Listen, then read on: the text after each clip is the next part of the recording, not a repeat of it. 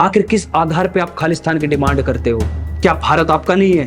और जानेंगे आंदोलन और खालिस्तान का कनेक्शन, और ये भी जानेंगे साथ ही खालिस्तान बनने में हरियाणा की क्या भूमिका रहेगी, और क्या अमृतपाल का इलेक्शन लड़ना सही या गलत। चौधरी छोटू राम ने सिर्फ 2 बात बोली थी। जो आदमी पंजाब को भारत का हिस्सा ही नहीं मानता और जो भारत के संविधान को संविधान नहीं मानता, क्या आपको लगता है कि वो भारत की अखंडता बनाए रखने के लिए भारत के संविधान की शपथ लेगा? जहां एक तरफ लोकसभा इलेक्शन के रिजल्ट डिक्लेयर होने के बाद पार्टियां अपने गठबंधन के जोड़ में लगी हुई हैं, सरकार बनाने में एकजुट हुई हैं और अलग अलग जगह से सांसदों को बुलाकर और जोड़ किया जा रहा है कि किसका पूर्ण बहुमत सबसे पहले होगा। और उसी के बीच में एक कांड और हो गया। चंडीगढ़ के एयरपोर्ट पे सीआईएसएफ के जवान ने कंगना रनौत को थप्पड़ लगा दिया। क्या आप जानते हैं कि इन सभी के बीच में भारत देश के लोकसभा इलेक्शन में 3 कैंडिडेट ऐसे हैं जिनको जीतना नहीं चाहिए था और वो जीत गए। किसी पे आतंकवादी का टैग है तो किसी के पिताजी ने पूर्व प्रधानमंत्री के सुरक्षा एजेंसी में रहते हुए उसकी निर्मम हत्या कर दी थी और एक आतंकवादियों को हथियार सप्लाई करता था। दोस्तों, संवैधानिक और लोकतंत्र देश में ये बड़ी विडंबना है कि हमने ऐसे लोगों को अपना प्रतिनिधित्व बनाया है और बना के संसद में भेजा है जो इस देश की अखंडता को तोड़ना चाहते हैं। क्या भारतीय संसद में अब आतंकी जीत कर जाएंगे? क्या भारतीय संसद में आतंकियों को हथियार सप्लाई करने वाले जाएंगे? क्या भारतीय संसद की गरिमामयी पद के प्रधानमंत्री की सुरक्षा में रहकर उनके हत्या करने वाले परिवार वाले जीत के जाएंगे? यहाँ पर पिछले दिनों दुहाई दी जा रही थी कि लोकतंत्र खतरे में है, संविधान खतरे में है। क्या आपको लगता है कि अगर ऐसे लोग जीत के आ रहे तो लोकतंत्र और संविधान खतरे में है? मैं यहाँ पे बात कर रहा हूँ पंजाब से अमृतपाल और सरबजीत सिंह खालसा की और जम्मू कश्मीर से इंजीनियर रशीद शेख की। इसी वीडियो में हम आगे बात करेंगे अमृतपाल सरबजीत के इलेक्शन लड़ने की वजह और जानेंगे आंदोलन और खालिस्तान का कनेक्शन, और ये भी जानेंगे साथ ही खालिस्तान बनने में हरियाणा की क्या भूमिका रहेगी और क्या अमृतपाल का इलेक्शन लड़ना सही या गलत।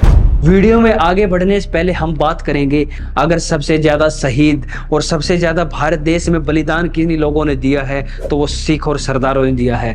पंजाब की भूमि से आने वाले लोगों ने दिया है, जहां पर भगत सिंह जैसे सूरवीर, उधम सिंह जैसे सूरवीर योद्धाओं ने जन्म लिया और वहां की धरती पे 10 गुरुओं ने अपनी वाणी दी। गुरु गोविंद सिंह ने खालसा पंथ की स्थापना की, जिसका उद्देश्य था जो भी भारतवर्ष की अखंडता को तोड़ने का कार्य करेगा उसको तोड़ने का कार्य हम करेंगे। लेकिन आज उन्हीं की धरती पे ऐसे आतंकियों को अपना प्रतिनिधि चुन के भेजा जाता है जिन पे एनएसए लगा हुआ है, जिनसे देश को खतरा है, उन्हीं को हम देश की सरकार बनाने के लिए भेज रहे हैं। अपने टॉपिक पे आगे बढ़ते हैं और जानते हैं अमृतपाल और सरबजीत सिंह के इलेक्शन लड़ने की और जीतने की वजह। सबसे पहले आपको ये नोट करना होगा कि अमृतपाल लगभग 2 लाख वोटों से इलेक्शन जीते हैं, लगभग उन्हें 4 लाख के ऊपर वोट मिले हैं।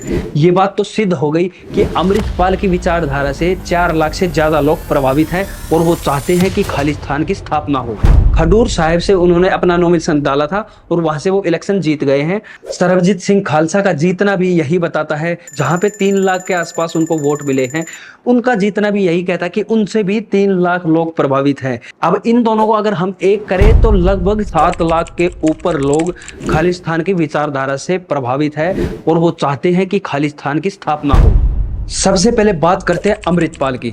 अमृतपाल वारिस पंजाब दे का मुखिया है जो कि कट्टरपंथी और खालिस्तान का समर्थक है। 2019 में वारिस पंजाब दे संगठन के एक मेंबर को पुलिस के द्वारा गिरफ्तार किया जाता है और उसके बाद जो माहौल देखने को मिला था कि वारिस पंजाब दे के अनेकों मेंबर और उनके संगठन और उनके ग्रुप के बहुत से लोगों ने पूरे पुलिस परिसर को घेर लिया था और हल्ला ऐसे बोल दिया था अगर पुलिस परिसर वाले बाहर होते तो उनको मार दिया जाता। उसके बाद अमृतपाल वहां से भाग गया। लगभग 2 या 3 महीने तक वो भागता रहा, कभी हरियाणा कभी पंजाब। उसके बाद उन्होंने गुरुद्वारे में आके अपने आप को सरेंडर कर दिया। तब से ही अमृतपाल पर एनएसए यानी नेशनल सिक्योरिटी एक्ट लगा हुआ है और अमृतपाल को असम के डिब्रूगढ़ जेल में रखा गया है, क्योंकि सेंट्रल गवर्नमेंट को लगता है कि वारिस पंजाब दे का ग्रुप जो मेंबर जितने भी हैं, अगर अमृतपाल को पंजाब में रखा गया तो अराजकता ज्यादा फैल जाएगी, इसलिए उनको असम के डिब्रूगढ़ जेल में रखा गया। अब बात करते हैं सरबजीत सिंह खालसा की। सरबजीत सिंह खालसा बेअंत सिंह जिसने पूर्व प्रधानमंत्री श्रीमती इंदिरा गांधी की सिक्योरिटी में रहते हुए, यानी सिक्योरिटी एक विश्वास पत्र लोगों की होती है, उनकी सुरक्षा में रहते हुए उनकी निर्मम हत्या कर दी थी। ये सरबजीत सिंह बेअंत सिंह का लड़का है। अब बात करते हैं अमृतपाल और सरबजीत सिंह खालसा के इलेक्शन लड़ने की वजह। इनकी कोई बड़ी वजह नहीं है, सिर्फ एक छोटा सा एक्सपेरिमेंट है। इन्होंने ये देखा है कि अगर हम अपने कैंडिडेट या हम स्वयं उतरते हैं तो हमें कितना वोट बैंक मिलता है, हम जीतते हैं कि नहीं जीतते हैं, हमारा समर्थन कितने लोग रियल में करते हैं। आपने ये बात तो सुनी होगी ना, कभी आपने अपने देखने हैं तो आप इलेक्शन में खड़े हो जाइए, आपको पता लग जाएगा कि आपके कितने अपने हैं और कितने नहीं है। इन्होंने भी सेम वैसा ही किया है, एक एक्सपेरिमेंट किया और इनका एक्सपेरिमेंट सक्सेस हो गया है। ये दोस्तों मजाक की बात नहीं है, अगर ना सोचे तो कुछ भी नहीं है और सोचे तो बहुत कुछ है। अमृतपाल एक ऐसा व्यक्ति है जो कट्टरपंथी और खालिस्तान को का समर्थक है और वो अपने आप को भारत का हिस्सा नहीं मानता। इनका ये एक्सपेरिमेंट भविष्य में होने वाले चुनावों पे काफी प्रभाव डालेगा और आने वाले समय में आप देखना, या लोकसभा के इलेक्शन हो या फिर विधानसभा के इलेक्शन हो, तो वारिस पंजाब दे के कैंडिडेट हर इलेक्शन में अब खड़े होना स्टार्ट हो जाएंगे। एक टाइम ऐसा आएगा जब पंजाब में इनकी सरकार बनना कोई बड़ी बात नहीं होगी, बिल्कुल साधारण बात होगी, क्योंकि इनका एक्सपेरिमेंट जो अभी इन्होंने किया वो सक्सेस हो गया। जो आदमी पंजाब को भारत का हिस्सा ही नहीं मानता और जो भारत के संविधान को संविधान नहीं मानता, क्या आपको लगता है कि वो भारत की अखंडता बनाए रखने के लिए भारत के संविधान की शपथ लेगा? और क्या सरबजीत सिंह खालसा भी भारत के संविधान की शपथ लेगा? एक तरफ हम इन जैसे आतंकियों को जिताते हैं और दूसरी तरफ आईपीएस ऑफिसर अन्नामलई को हरा देते हैं। अब बात करते हैं कि आंदोलन और खालिस्तान का कनेक्शन। किसी भी देश की अखंडता को खंडित करने के लिए सबसे पहले उसमें गृह युद्ध की स्थिति बनाई जाती है। छोटे छोटे आंदोलन किए जाते हैं, हर जगह ये प्रोटेस्ट चलते रहते हैं, कभी किसी रूप में चलते रहते हैं, कभी किसी रूप में चलते रहते हैं। आंदोलन किसी भी चीज का होगा और लेकिन डिमांड निकल के आएगी खालिस्तान की। कभी किसी आंदोलन में आपने ऐसा सुना है कि आंदोलन किसी चीज का और डिमांड पीओके की उठी हो? कभी नहीं, पीओके के बारे में कोई नहीं बोलता।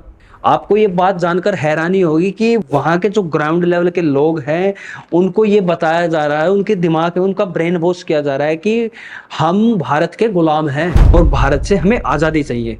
कुछ समय पहले जेएनयू में आज़ादी मांगी जा रही थी, हम लेके रहेंगे आज़ादी, हम लेके रहेंगे आज़ादी, आरएसएस से आज़ादी, भारत से आज़ादी। अब पंजाब में भी ये नारे उठने लगे हैं कि हम लेके रहेंगे आज़ादी, भारत से आज़ादी, हिंदू से आज़ादी। अब ये नारे पंजाब में उठने लगे हैं। अगर कभी खालिस्तान बना तो हरियाणा की क्या भूमिका रहेगी? दोस्तों सबसे बड़ी भूमिका अगर खालिस्तान बनने में रहेगी तो पंजाब के लोगों की भी नहीं रहेगी, हरियाणा की रहेगी। आपको ये सोचना पड़ेगा, खालिस्तान की डिमांड करने वाले लोग अकेले पंजाब को ही टारगेट नहीं कर रहे हैं, हरियाणा और हिमाचल प्रदेश को भी पंजाब का खालिस्तान का हिस्सा मानते हैं। मैं हरियाणा वालों से एक बात कहना चाहता हूँ, चौधरी छोटू राम ने सिर्फ 2 बात बोली थी, उन 2 बातों पे अमल करना आपको आज तक नहीं आया है। उन्होंने बोला था कि पहले तो आप बोलना सीखिए, पहले आप बोलना सीखिए, दूसरा किसी भी आदमी को पहचानना सीखिए। ना तो हमें ये पता कब, कहाँ, कैसे और कितना बोलना है, और ना हम किसी को पहचान पाते हैं कि वो किस भाव से हमारे पास आया है और वो क्या चाहता है। तभी हम हर आंदोलन में सबसे पहले झंडा उठाकर हम आगे हो जाते हैं और बाद में पता लगता है तो कुछ और ही निकलता है। अगर किसी देश में अपना वर्चस्व कायम करना है तो उस देश की कैपिटल को हथिया लो। सेम वही खालिस्तानी समर्थक करते हैं। इसी रूल को अपनाते हुए वो हरियाणा से क्रॉस होते हुए दिल्ली के बॉर्डर पे आते हैं, इसलिए हर बार दिल्ली को चारों तरफ से सील कर दिया जाता है, क्योंकि वो भारत की कैपिटल है और उसको सुरक्षित रखना किसी भी सरकार की, चाहे कांग्रेस सरकार हो या भारतीय जनता पार्टी हो, उनका दायित्व है दिल्ली को सेव करना। अब बात करते हैं कि अमृतपाल, सरबजीत सिंह खालसा, अब्दुल राशिद शेख का इलेक्शन लड़ना सही है या गलत है? लोकतंत्र में आज़ादी भारतीय संविधान ने दी हुई है, उसका प्रयोग कोई भी कर सकता है, कोई भी इलेक्शन लड़ सकता है, लेकिन हम तो समझदार है ना, हम तो वोट ऐसे कैंडिडेट को दे सकते हैं ना जो भारत की अखंडता को बनाए रखने के लिए सजग हो, ना कि ऐसे कैंडिडेट को जो भारत को तोड़ने में लगा हुआ हो।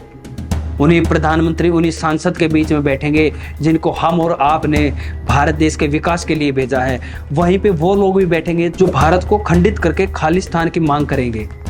इस पे गहन चिंतन होना बहुत जरूरी है। आखिर हुआ तो क्यों हुआ, कैसे हुआ, क्या कारण रहे हैं कि उन लोगों ने इनको वोट दिया? ये ग्राउंड लेवल पे रिपोर्ट सरकार ने निकालनी चाहिए, इसकी जांच उन्होंने करनी चाहिए कि आखिर क्यों लोग मजबूर है इन जैसे लोगों को वोट देने के लिए। अब बात करते हैं इतनी खूबसूरत धरती और गुरुओं की धरती पंजाब के बारे में, जहाँ पे जो बोले सो निहाल सत्य श्री अकाल का नारा दिया जाता है। जहाँ तक ये आवाज जाती है सिर्फ यही नारा रिपीट होके वापस आता है, जो बोले सो निहाल सत्य श्री अकाल। और उस धरती में भारत को खंडित करने वाले लोग निकल रहे हैं, जिस धरती ने गुरु गोविंद सिंह, फतेह सिंह, बंदा बैरागी, हरि सिंह नलवा, राजा रणजीत सिंह, इन जैसे वीरों को जन्म दिया, उस धरती से आज खालिस्तान की मांग करने वाले या भारत को तोड़ने वाले लोग निकल रहे हैं। या यूं कहें सरदार भगत सिंह और सरदार उधम सिंह जैसे सपूतों की धरती से ऐसे लोग इलेक्शन जीत के आ रहे हैं जिन पे आतंकवादी का टैग लगा हुआ है और जो भारत को तोड़ना चाहते हैं। गुरु गोविंद सिंह ने खालसा पंथ की स्थापना की थी कि भारतवर्ष की अखंडता को अगर कोई तोड़ेगा उसके हाथ तोड़ने का काम हम करेंगे। भारत की तरफ अगर कोई आंख उठाने का काम करेगा उसकी आंख निकालने का काम हम करेंगे। इसलिए गुरु गोविंद सिंह ने पंच प्यारे और पंचामृत के साथ खालसा पंथ की इतने सुंदर पंथ की स्थापना की। लेकिन आज क्या अमृतपाल के दिल में उन 10 गुरुओं के प्रति सम्मान नहीं रहा? मैं ये प्रश्न सीधा सीधा पंजाब की जनता से पूछता हूँ, क्या आपके दिल में गुरु गोविंद सिंह के प्रति कोई सम्मान नहीं रहा? आखिर किस आधार पे आप खालिस्तान की डिमांड करते हो? क्या भारत आपका नहीं है? मैं उन लोगों को सैल्यूट करता हूँ जिन्होंने भारत की अखंडता बनाए रखने के लिए अपनी जान की बाजी लगा दी। आज की इस वीडियो में इतना ही। नेक्स्ट वीडियो में फिर मिलेंगे किसी नए टॉपिक के साथ। तब तक के लिए जय हिंद, जय श्री राम, जय भारत और जो बोले सो निहाल सत्य श्री अकाल।